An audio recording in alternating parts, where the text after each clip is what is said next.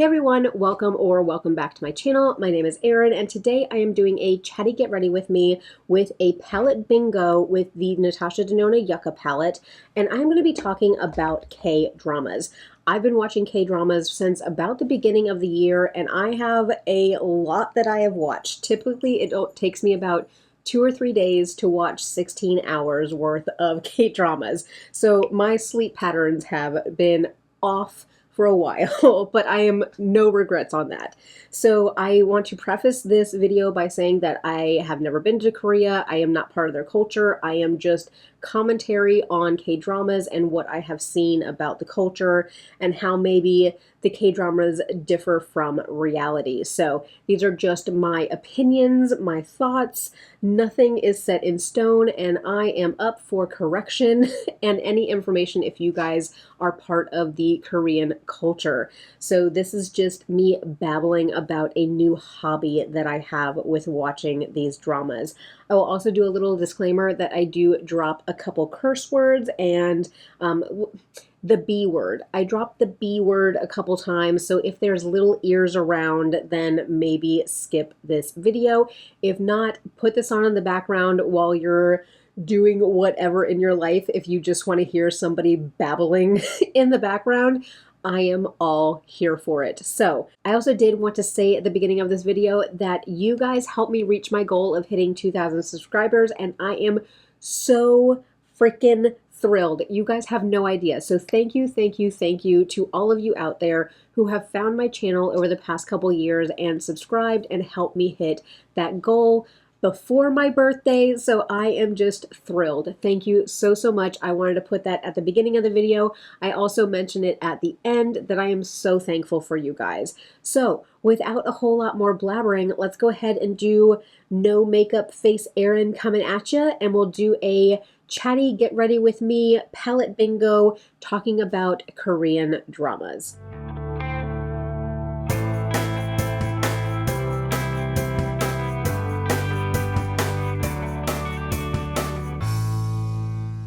All right, so we're going to get into it. I do have my skincare on. I have some Friends and some healing stuff going on right now with my skin, but I'm just going to be putting on my makeup for the day and talking about K-dramas. Now, I did say in a past video that I am refilming this because I filmed it for the first time and I felt like it was a little bit discombobulated, or maybe I was making a little bit too much commentary on the actual Korean culture, which I am not that well versed in, and so I didn't want to necessarily offend anybody with my lack of knowledge about the Korean culture. So I did want to go ahead and just refilm this. I do have some topics written down on my iPad here, and also some kind of questions for myself as far as like what I would recommend for different genres within the K-drama world. So we're going to go in with foundation. I think hopefully, you know, all done up me who did the intro. Basically, I am probably going to drop a few curse words throughout this video. Nothing too bad, but the first... And I tried to find the clip for this. I vaguely remember there is a quote from Scrubs, which if you guys watched that medical drama back in the day, I mean, my husband and I quote Scrubs more than anything else. But there was, I think it was JD, but he was always like, bitches be tripping. And so that's my curse word. But in these K-dramas, bitches be tripping, and not necessarily like going crazy, but they actually are tripping. The amount of times that women trip over nothing, which I'm clumsy, so like I get it, but I think it's the whole like the guy is there to like catch her, or it's that, you know, she's running away from the enemy and she's always going to trip because it's going to have that suspense of, okay, now she's delayed because she tripped over her feet or her skirt or like something on the ground, but they are always tripping. If there is a K-drama out there where the woman does not trip over something, I would be highly, highly surprised. So my first one is Bitches Be Trippin'. But I think on the other side of that, I totally get it because it is kind of it's that setup of like the guy always swoops in at the last minute and like catches her and they have that moment. And as I was like setting up my stuff and trying to figure out like how I wanted to talk about this stuff, it made me think of like Pride and Prejudice. And it made me kind of look at all the different ties between like Jane Austen era type of like mannerisms and what was proper between men and women. And so there's a lot of those differences, and it kind of made me remember like, and I'm thinking about, I've read the books, but of course I'm thinking about the movie, but like when Lydia drops her handkerchief so that Mr. Wickham can pick it up, it's kind of like, it's not necessarily that she's intentionally tripping so the guy, but they're kind of setting it up for that like first little moment of intimacy. And looking at the like Regency versus K-dramas, there is this separation of physical touch and intimacy, and the like even just holding hands is a huge deal.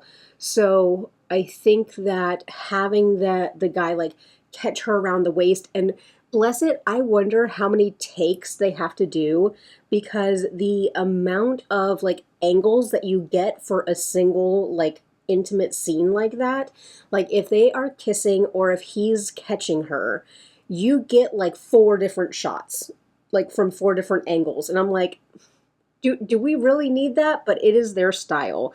And so I am ready to do my eyes. While I am looking at what my next topic is, I'm going to go ahead and hopefully I introduce this, but I'm going to do a palette bingo with the Yucca palette. Now, the Undergrowth palette from Cosmic Brushes just released their like the interior shots, and I was texting with Andy and I was like, is that Yucca? Like, could that be pared down to be Yucca? And so I think it is relatively similar. And what I told Andy is that if at the end of the year, if I have money in my budget, I would love to get the Undergrowth palette, but it's not something that I'm going to run out and purchase right away, because I do have Yucca and I do have so many beautiful greens in my collection. But let me pull up my wheel, and I have my 1 through 15. But I'm going to pick 5 shades out of this. I'm going to poke them out and put them into a Z palette. So what is shade number 1 going to be? Shade 14, which is this warm brown down here. So let me get that out without nicking the shades. I think my nails are getting too long for my own good right now. But we have our first one is shade 14. Our second one is going to be shade 12. And so that is this one right here. This one is looks like a cream to powder, I believe it is. But let's get that one out. All right, we're going to need some shimmers. I don't really like doing all matte looks. Shade number 1, which is a shimmer, so that's this one up here. So that's going to be a very pretty shimmer to have. All right, we still need 2 more shades. Shade number 8, so 5, 6, 7, 8. So that's Valley in the middle. So we have lots of mattes right now, but that is okay. Oh, they're fighting.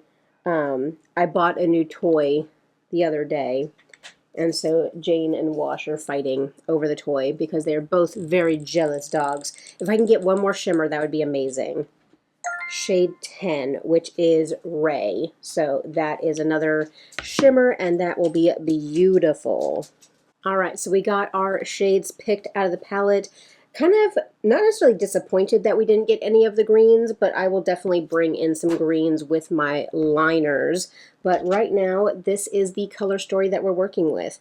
Very beautiful, and you can see my messy background and my mirror here, but this is our color story that we are working with. I will make sure to put maybe up on the screen what shades I'm using, and I am just going to be using my Singe brushes. A lot of times I can get away with doing a whole look just with the E05. I do have smaller eyes, so this smaller brush does work really, really well. But let me get my thing back up. But yes, the always tripping thing, it's cliche, but I get it. And on the other side of that, I have to honestly say that if I was in those situations with some of those Korean actors, I would be tripping so that they could catch me also. I would totally pull a Lydia and drop my handkerchief. So that is all I have to say about that topic. The next one that I had was the almost kiss. And I'm trying to remember because I started jotting these down as I was kind of watching dramas. And I think that because typically the characters don't have an actual like kiss until about the like midpoint or the climax of the drama. And again, I think that's because like they leave us hanging versus I think that even in American culture, like a kissing scene in a show can happen very early on. It is not something that we necessarily, like, that would not be a climax for us as far as, like, oh my God, we've been hanging on this long. Like, I kind of feel like if it was an American show, we would be disappointed if we had to wait, you know, 8 episodes in just for the main characters to kiss. So I think there is, again, that difference of kind of restraint with the Korean culture and how they are depicting it in dramas. Now, I do know that there's a very big difference between reality and the dramas because, um, and again, I'll touch on the Korean society, but like, I know nothing. I know nothing.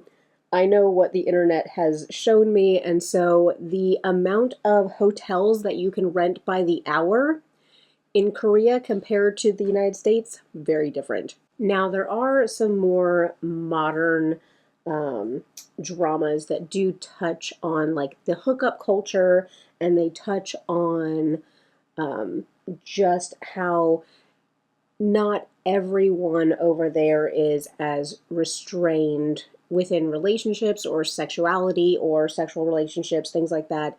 So I think that a lot of times, even with like the street interviews, people are like, this is not like the dramas. If you're a fan of the dramas and you're coming over here thinking that that's what you're going to get, you're going to be sorely disappointed. So again, I think that these are just for the entertainment value and the same reason as to like why we enjoy reading or watching things from like the Regency era, that there is this like restraint where the couples had to build a foundation to their relationship that wasn't just based on like intimacy. Again, I don't know how much or what words get triggered, but like, you know, there wasn't a hookup culture in the Regency era. So it's not necessarily where, you know, you're just sitting there saying, okay, you know, 4 dates in, they end up starting a more intimate physical relationship. And then that is what the relationship is now kind of based off of. There was okay, we really have to get to know each other. We really have to like triumph over some things. And then I think also in both Regency times and in Korean dramas, there is the aspect of family where family has to approve of the match before people can move forward. But with the almost kiss, I think that again it's kind of like the cliffhangers. It's to keep us going, it's to keep us watching.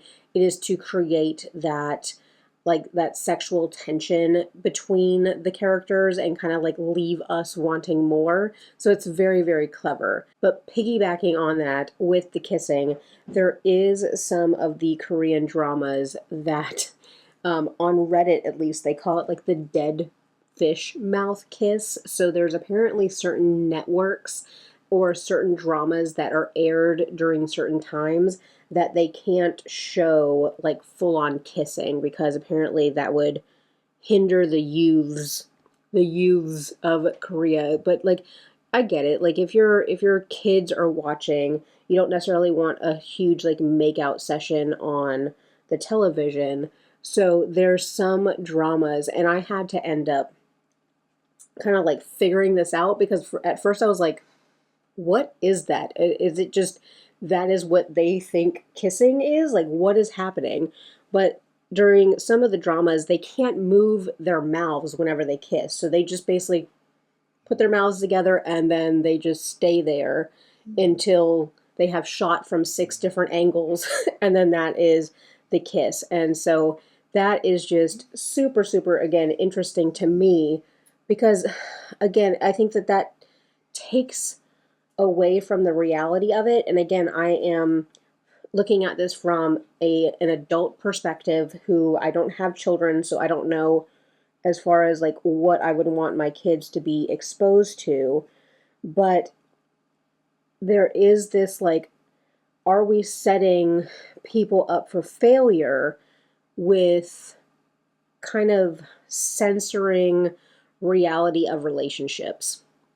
So that's kind of, again, me touching a little bit on the society part of it is, especially here in the States, I know that kids are doing things younger and younger. So like you might hear of somebody having their first girlfriend or boyfriend in elementary school or middle school. So that is the like PG-13 kind of era before you go into high school. And so are we setting them up for failure by showing these glossed over, overly processed, overly censored ideals of relationships? And so when they get out into the real world and they actually get into a real relationship, are they going to be set up for failure? So I'm just curious about, like, especially over there, what is the mental state around relationships over there? But they definitely know how to drag out kind of that intimacy to make us want more. These two kind of go hand in hand, but not really. So I'll do the more light one first, and then I'll get into maybe the more heavy one. But food. I love how much Korean dramas and maybe even Korean culture revolves around food. There is going to be plenty of scenes in these where they are talking about food, eating food, and it is a lot of food. So there isn't this culture of, oh, if you're a woman, then you better be eating your salads and you better be, you can't put down a bunch of food. No, like you're out there eating and they're grilling pork and they're eating pork belly and they're eating their stews and they're eating everything and they are just piling it away. And so if there is ever an idea that I love is encouraging women to put food away in their mouths. Don't sit there and be like, oh, I'll have the salad. No, order the burger, order the steak, put that food away. I love how much even, and I know kind of like in the southern states, it kind of is like, grannies will show their love by feeding you. And so like I live in the South. And so whenever I'm going out and like even visiting clients, which, you pick and choose, but if there's an old grandma, an old Southern grandma, and she puts food in front of you, you better eat it. Otherwise, you are insulting her and her ancestors. So I think that it's over there too, where food ends up becoming a comfort or showing that you care, or it's basically, again, it's a basis of their culture and their society where they are proud of their food. So they take food very seriously. Now, I'm always amazed at the amount of food, but I think that a lot of their diet is vegetable based because meat is very expensive over there. I know I've even seen like some street interviews talking about how expensive like beef is over there. And I don't know if it's because they don't farm their own cattle and they have to like import everything or what they're doing, but it's just, again, a big cultural difference because literally 10 miles down the road, we have a rancher that you can buy beef straight from that rancher and fill in a complete freezer with it. So again, it's very, very different. I'm going to leave the eyes where they're at right now and put on some eyeliner as we get further along. But I really do love the culture of how they treat food over there. That just, it makes my heart so, so happy.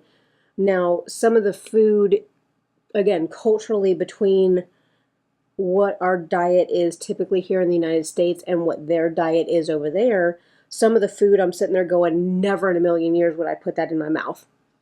Never in a million years. But, you know, if they grew up on that food, it'd be the same as, you know, us putting a hamburger in our mouths. So like I understand the cultural side behind food. And again, the how readily available this food is for them in their country. And, you know, again, for the tax or for the price of the food, how much they can actually afford.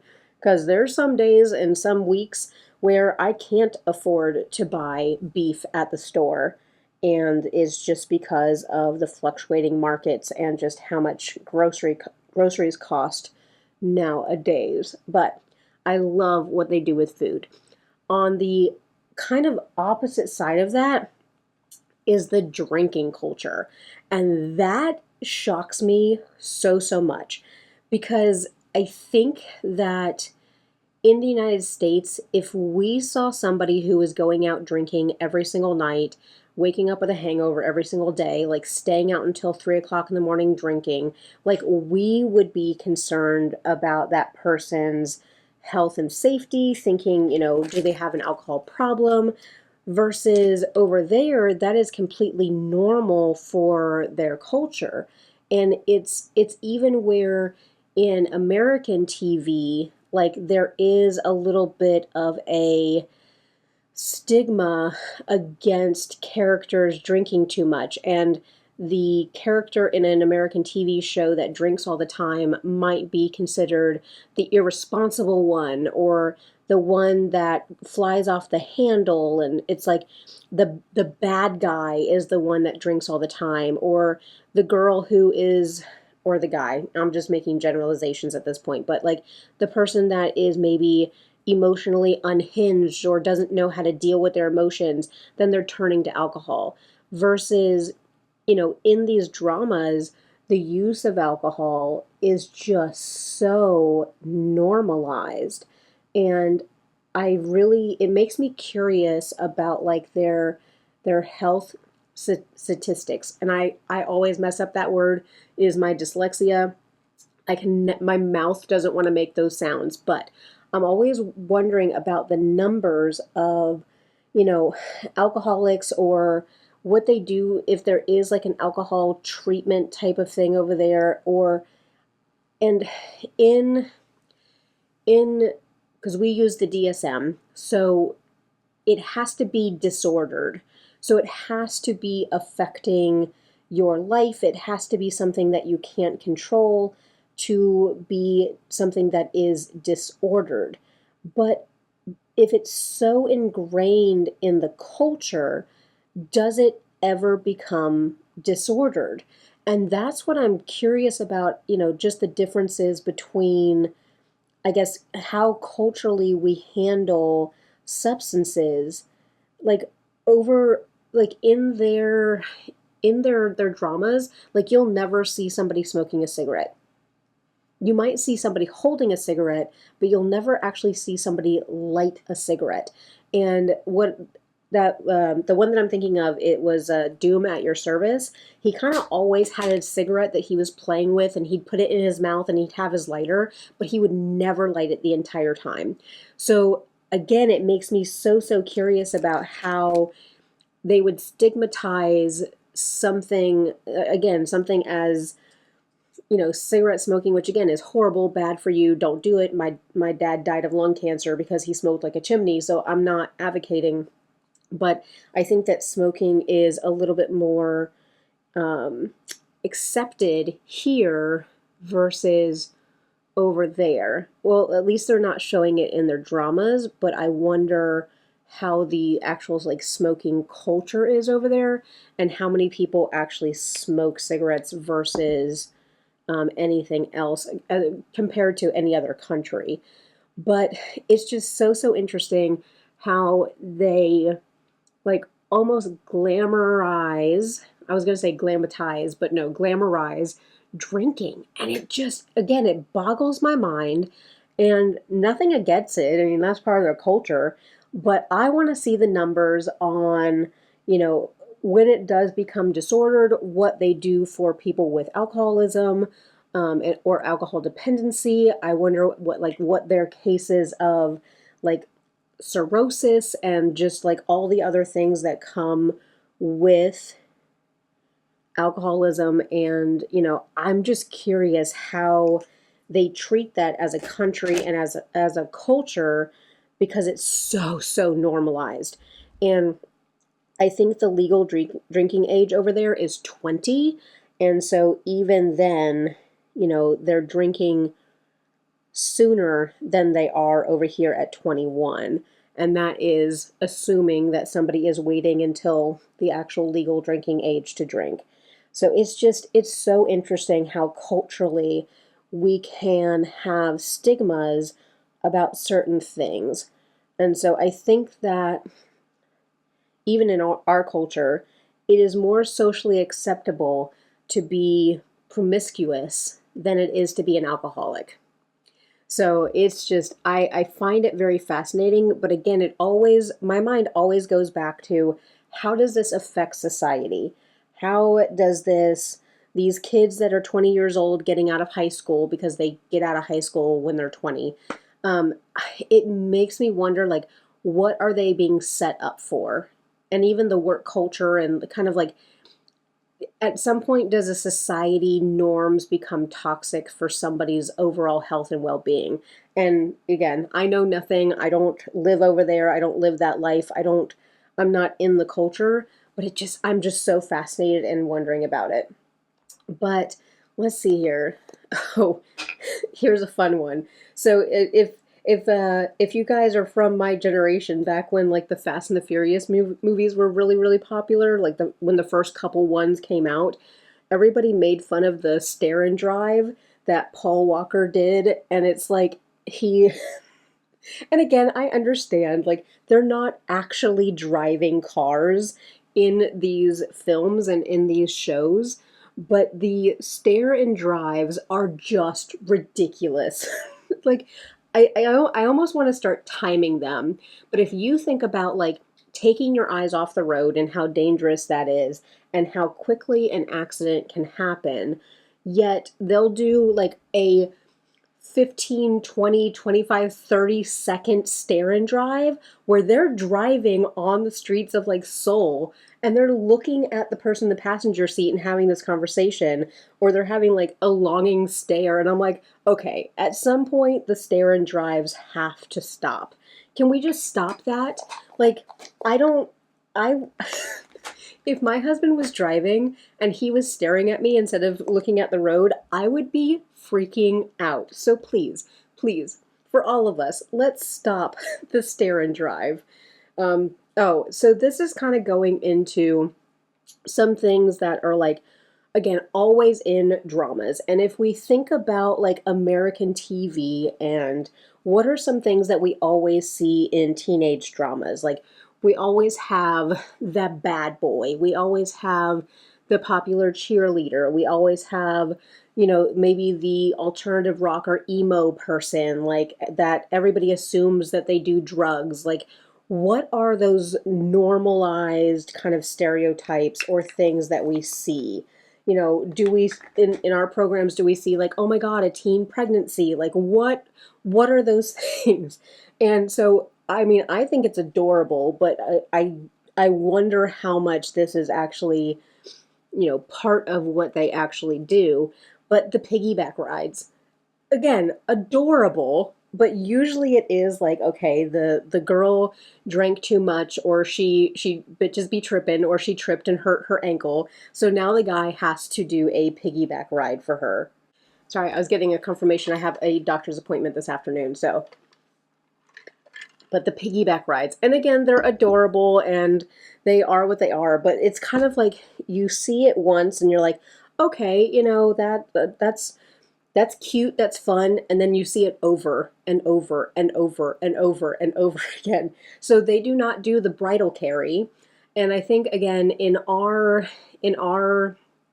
movies and stuff like that, you usually see like the bridal carry or you see the over the shoulder carry, like the barbarian carry, versus over there you get piggyback rides. So I'm totally for it. Full names. So I know they usually do last name and then first name. So they do, that is their way that they do it. But a lot of times when they are talking to each other, especially if they're keeping the relationship formal, you say their entire name. So last name and first name, you say it all. I will say with some, as I'm learning to recognize some of the language, I think that the subtitles don't always match up to what they are saying. So like if they say like Nuna or Opa, or was it Hung, which means friend. So if they're saying that to the person, a lot of times the subtitle will just enter the person's name so that you as the person watching will know who they're talking about, versus I kind of feel like it does make reading the subtitles a little bit too formal. So as somebody who has watched a lot of dramas and can pick up on some of the dialogue and some of the language, I wish that they just had the actual like Korean word spelled out, like Opa. I wish that they just put Opa in there, because I know what that means. But I know that if that was your first time watching a Korean drama, you might not understand what Opa means in that dialogue. But it, to me, what in the US we call it like your government name. I think the last time that I called my husband by his government name and just his first name. Of course, if I'm like introducing my husband to somebody, I'll be like, "Oh, this is my husband, blah blah blah," and I'll say his name. But as far as me and him having conversations, I think maybe like 4 or 5 years ago, we were having a heated conversation, and I said his first name, and he said my first name back to me, and we both just stopped. We're like, okay, if we're using first names in this conversation, we need to take a step back. It's almost like, and there's a bunch of like TikToks and Instagram reels and stuff out there about it, where women will call their boyfriends or husbands by their government names, and like the husband just looks like devastated, or he's like, what did I do? What, you know, is something wrong? Because we just don't. It's babe, like, or honey, or like whatever affectionate name you end up calling your significant other. Like, if you call them, especially again in an intimate setting like your home or whatever, if you like, I could probably go into a Target and just holler out babe, and everybody would turn around. Everybody. That's why whenever my husband and I are out and I need to get his attention, I just whistle. We whistle at each other. And again, we understand we're not like whistling at each other like dogs or anything like that. That's just how we communicate. But I can whistle at him and he'll whistle back, and it's kind of like a Marco Polo thing. But the calling each other by their first names. And when I was watching Lovely Runner, and she was like, the amount of times, like if you turned the amount of times that she said Sanjay, if you turn that into a drinking game, we would all be under the table, because it is every 2 seconds they are using their full names. And I wonder about, and again, like in some of the dramas where they do end up using like honey or sweetie or babe or something like that, it's almost like if the people are not close enough yet in that relationship to use those terms, then it's almost like, I don't know, it's kind of like if the person says I love you too quickly, like you're almost like, oh God, I'm not ready for you to be calling me that. Still call me by my name. Versus here, and again, I've been out of the dating scene for a very long time, but I don't think it's uncommon for, even if you've been dating for a couple weeks, you might still start the whole babe thing. So definitely a difference. But I'm going to pull out my liners and do a little bit of something. And these are some of my liners that are in my Project 10 uses. Oh, this next one. This one pisses me off more than anything. And it, like, again, I thought that it was just happening in a few of the dramas, but it happens in every single one. And it is answering your phone no matter what. And I'm sorry, but if I was with my crush and he was about to confess his feelings to me, and or we were about to share our first kiss or something, and my phone like tinged with a text message or my phone rang, I would be ignoring that phone and tossing it across the room. Do not come at me with calling me when I'm about to have a pivotal moment in a relationship. But they answer their phones for everything. And again, I don't know if this is, again, culturally over there, because I think if it's the importance of family, if it's the importance of like work, like, are you expected to always answer your phone, always be available? Like, everything else doesn't matter. And like, I'm watching Love Next Door right now, and the latest episode, they were like in the middle of a business meeting, and the client was asking something, and like the boss's phone rang, and he answered the phone in the middle of a business meeting, and it happened to be like for a family emergency or something. And so the boss left in the middle of this meeting, and part of me is like, can you imagine? Like, even in American culture, like if you're on a date with somebody and they have their phone out on the table, and this even goes into, I'm going to go ahead and start putting on bronzer and stuff. But like, we have phone etiquette where like you always have your phone on silent, and don't be that person that talks on your phone on speakerphone in a public space. Like, nobody likes that person. Like, if you are in a meeting, if you are out to dinner with somebody, like, your phone is supposed to be put away, because in our culture, if you have your phone out, you're basically saying that that phone is more important than the person sitting in front of you. And we don't like that. So very much a difference in the way that they treat the phones over there. And again, I would be curious how this actually works in society versus what it is put into the dramas, because like, I understand that they are going to maybe have the phone call be interrupting because it creates that tension, and it like prolongs the thing we're trying to get to. So, but part of me is like, unless, and even whenever I am like at work, and if I'm with clients, if I'm expecting a phone call, I will tell them ahead of time, be like, I am so sorry, I am expecting a really important phone call. If my phone rings, is it okay if I just step out? And the thing is, my clients are also allowed to say, no, I'm not comfortable with that, and then I'll just have to deal with it. Especially because I go out and I visit my clients in their homes, so I do home visits. And my husband, he GPS tracks me, because, you just never know with home visits, but he GPS tracks me.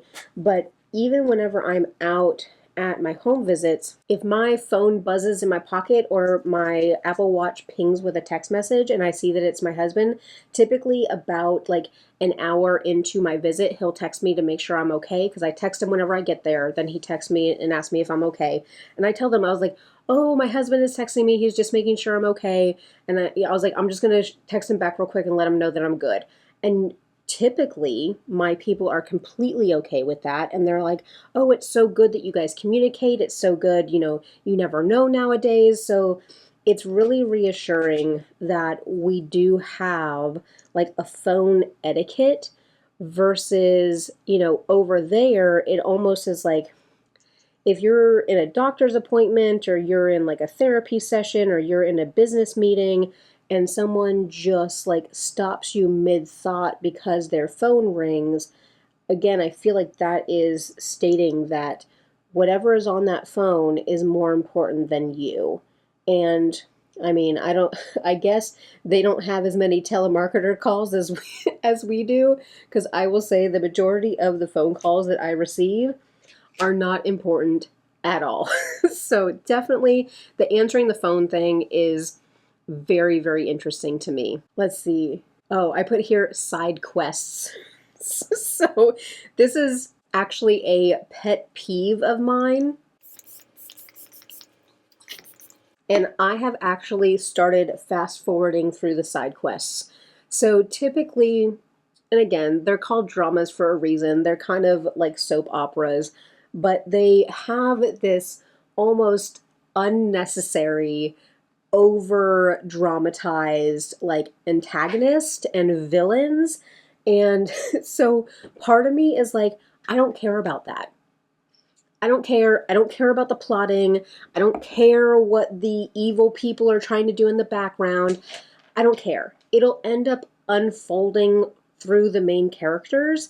And this is something where I'm going to go off on a tangent real quick, and I'm not going to do any makeup because I'm almost done with my makeup, but I'm not done with my list. So my name on YouTube and my name on Instagram is Erin Taylor Writes because I love writing. I've done some short stories, and I actually do want to publish like a trilogy of kind of like young adult, you know, or maybe not so young adult, depending on how spicy I make the books. But I have one book completely written as like a first draft, and I know where I want the story to go. But when I have been writing and when I have been like talking with other writers and other people that are kind of like in the business, like if there's too many side quests, if there's too many like jumping to another person or jumping to another scene, it really jumbles up the story, and it makes it to where like it's almost like, okay, you get to a point with the main characters that like, okay, we're at a cliff, we're making something happen, we're about to see the change happen, and then it cuts to these other people that like it doesn't matter. So the whole like show rather than tell. So I would rather show my protagonists kind of working through the difficulties that are being thrown at them rather than telling them what the antagonist is doing. So I feel like in the K-dramas, again, like they have to over dramatize everything. And that's one of my problems with like the historical dramas, because there's always like the two sides of the political parties. And I'm like, I could care less. Maybe there's a couple of them that they actually had really good storylines, or some of the main characters were involved in the political parties. But otherwise, the old men that are trying to control the king and trying to get power for themselves, okay, it's been done. I don't care. So the side quests and some of the like side love lines, so there'll be like a best friend that also is maybe like finding love, or like there's something like I could care less. I hate to say it, like I could care less. I think that if the main characters end up finding out that their best friend ended up finding love in a quirky way and it's fun, like cool, show me that. But I don't need screen time for it. So I am actually getting through K-dramas relatively quickly right now because I fast forward. I fast forward until I see the main characters come back up on screen, and then I play the show. I cannot stand the side quests now. And I don't know, maybe that makes me like not appreciative of the art of what they're doing with film, but at this point I can tell what's going to happen. I can kind of look at it, and there's actually what is it? The drama is like My Marriage Revenge or something. I stopped watching it because the like antagonist drama and like wanting to get revenge and like just the outstepping the last evil thing they did, it got to be too much. I'm like, okay, I'm done. I get it. Your family is screwed up. Your family is evil. You guys are going way off the chain. This is no longer entertaining. This is no longer, and I get wanting to do something in fantasy and like almost over dramatizing fantasy, but when it's something that is like a modern, drama or set in the modern times, do not overdo it because then you just lose me. And I'm like, okay, this is so unrealistic. And I don't know. I was never really big into like the soap operas where like everything is just so over the top. I'm good with staying away from those. So actually, I could not finish that drama just because I was like, okay, I kind of get where this is going to end up. Like, the couple's going to be, I guess, triumphant or happy, and the family's going to get what they deserve or whatever. Like, I get it. So I didn't need to finish that one. Oh, some of the tropes. So they are really, really good at kind of laying out the tropes. And I actually like some of the like time travel or like fantasy type of dramas where they actually kind of like point out or poke fun at the tropes, because I think that that's just, it's more fun to kind of just put it out there and be like, oh, this is what we're doing. And so like they have like, oh, there was only one bed. They have the whole, oh, let's go back in time, or my favorite one that they do a lot, and I have a dog hair on my eyelashes, but the one that they do a lot that I love is Mistaken Identities. And I think that that one is so, so fun. And with that also, a lot of times with the historical dramas, they'll do like cross-dressing, where because back then women couldn't hold places of power, women couldn't be involved in certain aspects of like politics or businesses and things like that. A lot of times they'll have a woman that dresses up or lives as a man to be able to do certain things in society. And I love those storylines. And part of me kind of is like, they do a little bit of like the gender bending, the cross-dressing, and then also typically there is like the like strong like heterosexual male, but for some reason he's drawn to this female even though she is like living as a man, being portrayed as a man. He kind of finds himself falling in love with this man, and like then it's later revealed that it's really a woman, dressed up like a man. And like there's a bunch of different historical dramas that do that, but I like how they kind of tackle that ambiguous kind of gender and love and attraction and stuff like that. I like the way that they kind of portray that, and so that is so, so fun. Plus I just love the historical costumes and things like that. Even though I like to, sometimes when there's like a crossover between modern and historical, and the one that I can think of is Moon in the Day, and I don't want to spoil anything, but like kind of a spirit from the past ends up in a modern day body type of thing. But like when they showed him historically, so like 200 years ago, he was like this badass warrior that was like sword fighting and like kicking people's ass. But then when you have his essence in a modern day body, then all of a sudden he can't fight people. And I'm like, I understand that you're trying to like portray that the heroine is like strong and badass and can take care of herself, but part of me is like, but what happened with this badass guy that is in a modern day body that is capable of, I guess fighting and doing what he needs to do. But then all of a sudden now he's like, womp womp, can't do anything, helpless, need the modern day woman to save me. But hey, I know these dramas are made for women, so I will let that go. But part of me, but the mistaken identities. Which one did I just? I just watched Mr. Queen, which that one was actually surprising. Like it took me until like episode 4 or 5 to get into it, because at first I was like, oh my God, I'm gonna hate this. But it's almost like when the king dresses down, and what was the other one where that was? I can't remember if it was Lovers of the Red Sky, where basically like she is a handmaiden in the palace, and the king is kind of like, she runs into him whenever he's in regular clothing. So, or the prince, because he wasn't the king yet, but the prince.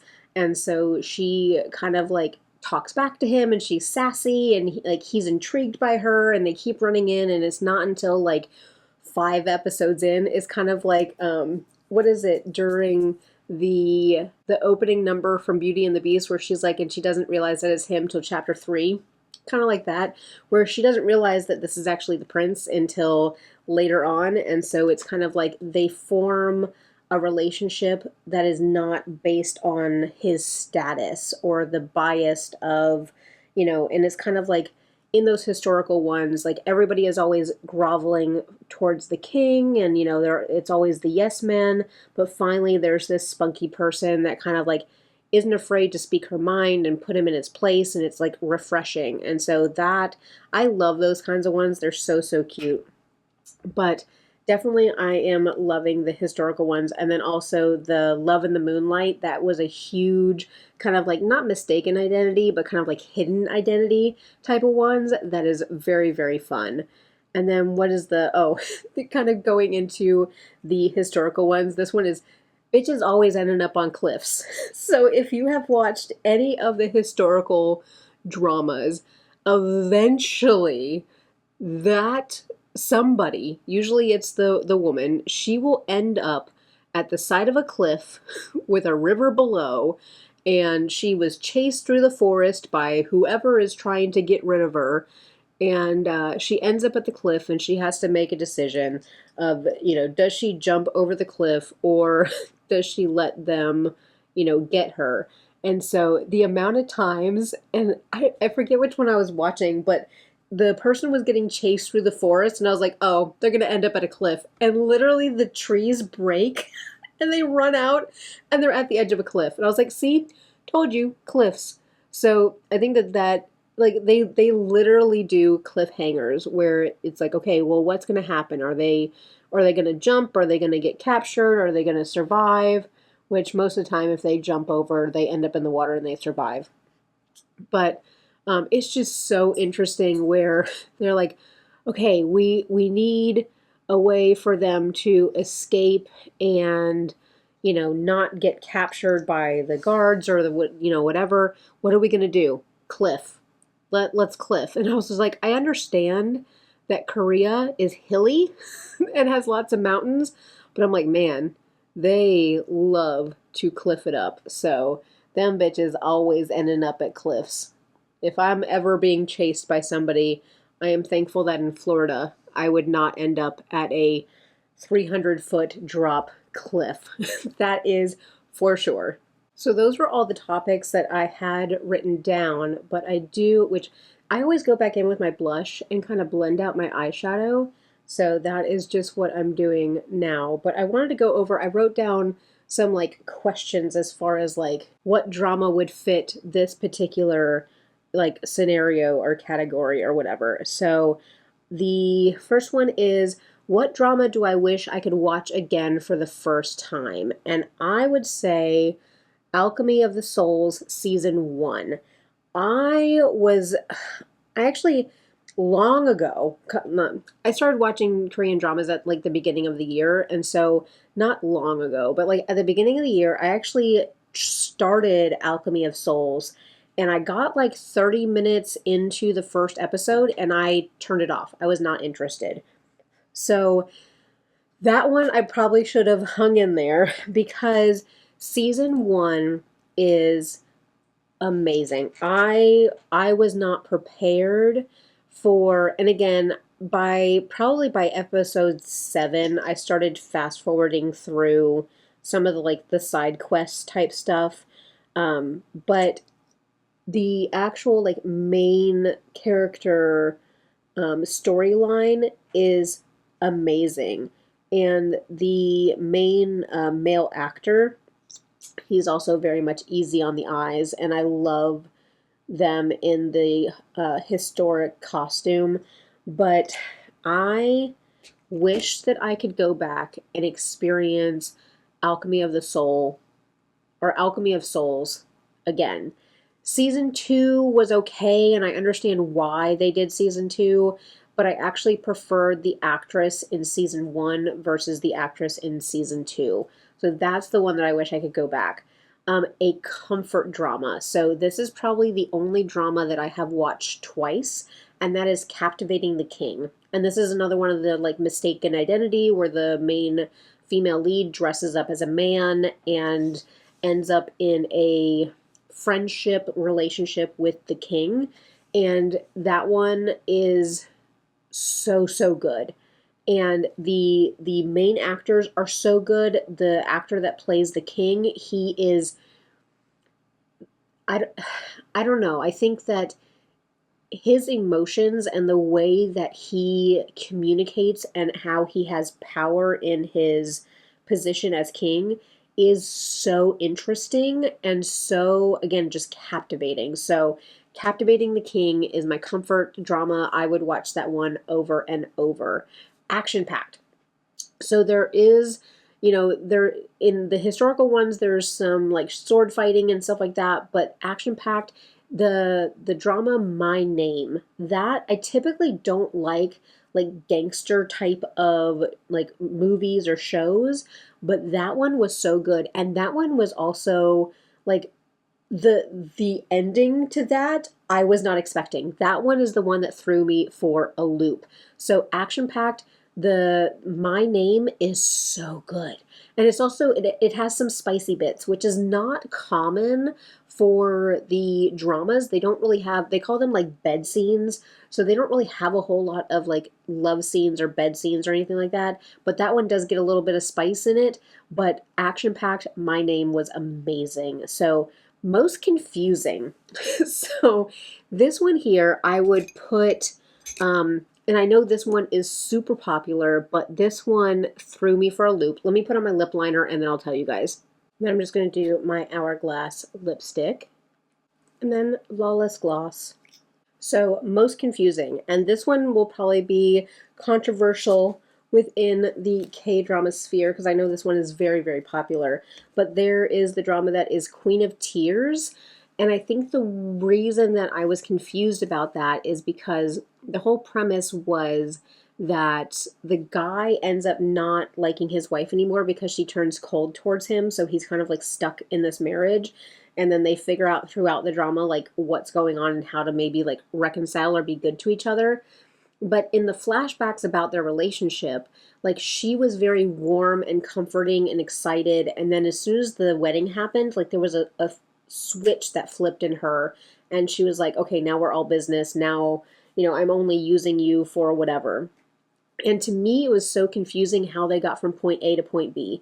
Like how because the guy is not an idiot. So it's not like he was just like falling for a pretty face.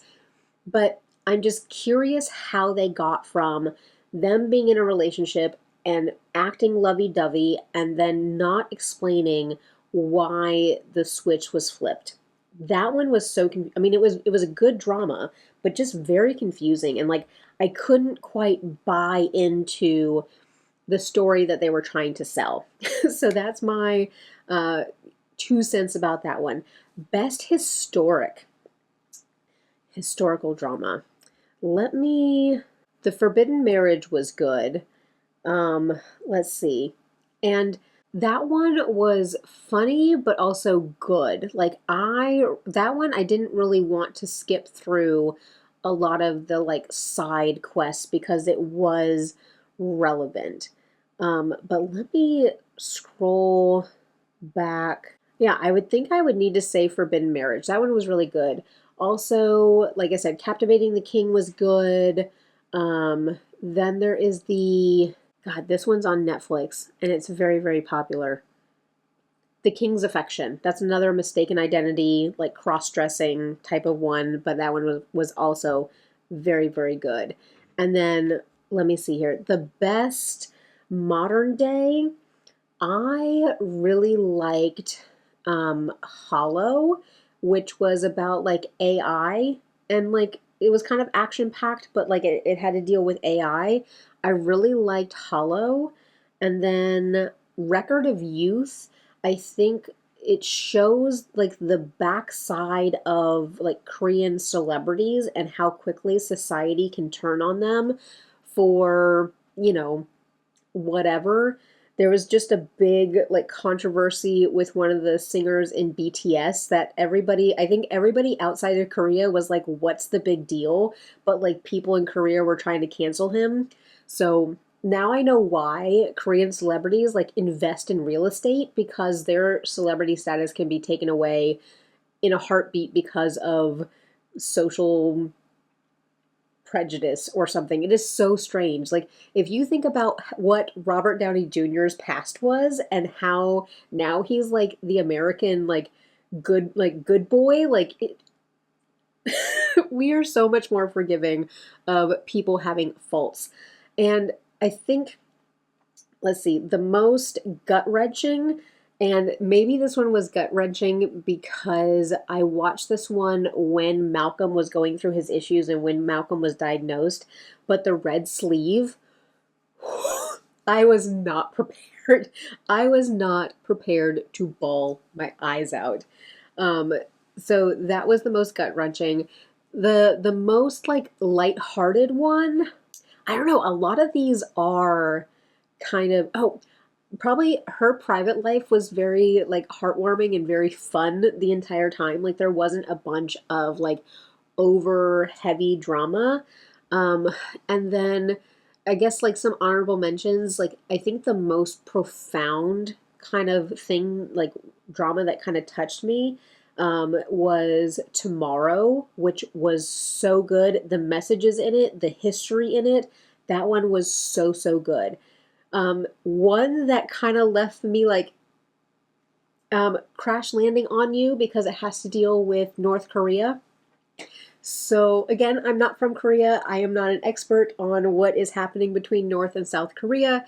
So I just felt like that one over romanticized North Korea, which I'm sure people in North Korea would very much disagree with their country being romantic. But I'll just leave it there.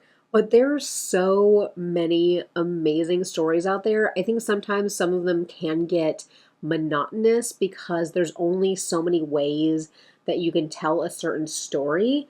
I was telling my husband the other day, because my brother-in-law was stationed in Korea for 2 or 3 years in the army. And I'm like, they would never make a K-drama with like an American soldier and a Korean person as the love interest. Whenever they have foreigners on Korean dramas, they kind of portray them as idiots. And I don't want to say idiots in the sense that they're not smart, but idiots in the way that their language and their dialogue is written, to where a native, like English speaker or a native, I guess, speaker of another language, it's like the dialogue is written by a Korean person trying to emulate the native language of somebody else. And so being taught English and the fundamentals of how to speak English, and then the way that we actually speak English in our country and how we speak American, because there's also the different dialects and stuff, I think that's very different. So it's kind of like, I probably would not be able to formally and I guess conversationally write Korean dialogue, because I could learn the fundamental, because their sentence structure is kind of like Spanish where it's like reversed. So like I could write fundamentally, but would it sound right conversationally?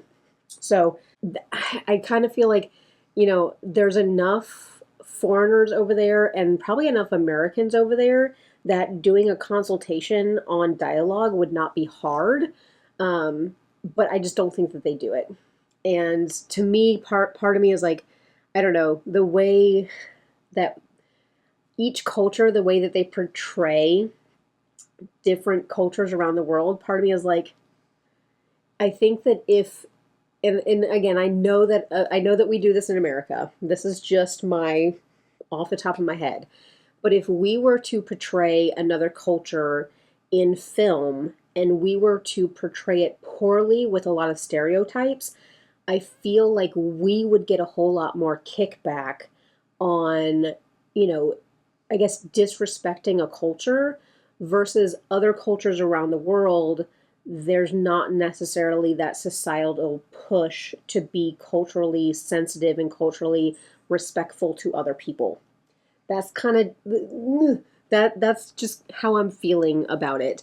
And even when they're writing dialogue, like if a Korean actor is bilingual, which again, a lot of them learn two, three, four languages, which blows my mind because us stupid Americans, like we don't do that. We just assume English is always going to be around. So like I am bowing down to them and the way that they learn languages. It's amazing. But when they're writing dialogue for a Korean actor to be speaking English, again, it sounds clunky and it doesn't sound fluent. It doesn't sound the way that you would actually speak in English. So again, you know, having an English person that you can consult on with dialogue. I know I'm reading way too deep into this. I know, but it's just how I feel about it. But that is my get ready with me. I have to start getting ready to go to my doctor's appointment. So I'm not going to put down the hair. I'm not going to change the shirt. I'm just going out like this. Plus the green shirt, plus this. I look beautiful. But I did my chatty get ready with me talking about K-dramas with the Yucca palette, doing a palette bingo with these beautiful shades. And so I am very, very happy the way that this came out. I hope that you guys put this on in the background. I know the Get Ready With Me's don't really do well on my channel, but I really just didn't know what else to film and put up. And so I had been talking about this video for a long time, so I decided to go ahead and put this one up. Hopefully I did not offend anybody. Again, I know nothing. I am a woman from Florida who has never left the United States, so I am just absorbing somebody else's culture and kind of spewing out my own thoughts and interpretations of what I am consuming from that country. So take all of this with a grain of salt. Definitely, I am not out here to offend anybody or to, I guess, question somebody else's culture that I don't even live in and that I'm not a part of. I am just looking in from the outside. So with that being said, I'm going to wrap this up. I appreciate all of you guys. I'm going to encourage you to do all the things. Make sure to hit a thumbs up on this video. Make sure to hit that subscribe button. I did hit my goal of 2,000 subscribers the other day, and I am so excited and so thankful. You guys have no idea. My mind is blown that 2,000 people are subscribed to my channel and listen to me babble about makeup. So I appreciate you guys so, so much. But if you're lurking or if you're new, hit that button down there. It's free for you and it does help me out. Make sure to drop me a comment down below. Do you guys watch K-dramas? Are you interested in watching any of them? Drop your recommendations down below. Let me know what your favorites are. And so definitely let me know how you guys are doing down below. But Washburn is squeaking in the hallway, so let me go take care of them. But I appreciate each and every one of you. I hope that you guys have a beautiful day, and I'll catch you in my next one.